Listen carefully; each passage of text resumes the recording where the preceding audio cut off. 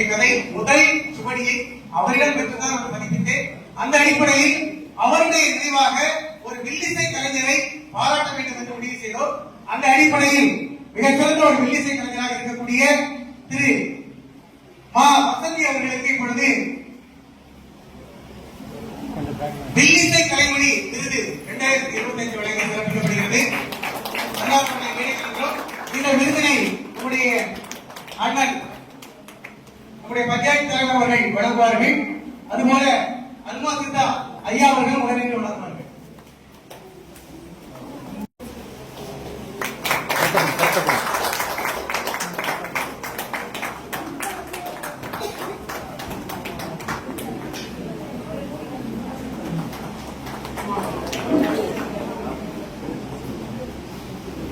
இப்பொழுது அப்பாவனார் அவர்களுடைய நினைவாக அம்மையார் அவர்களுக்கு ஒரு நினைவு பரிசு வழங்கப்படுகிறது.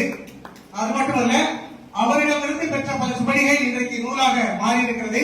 அதில் நான் வெளியிட்ட ஒரு 6 தொகுதிகள் ஏறத்தாழ ஒரு 2500 பக்கங்களுக்கு மேற்பட்ட அந்த நூல் இப்பொழுது அவர்களுக்கு இலவசமாக வழங்கப்படுகிறது.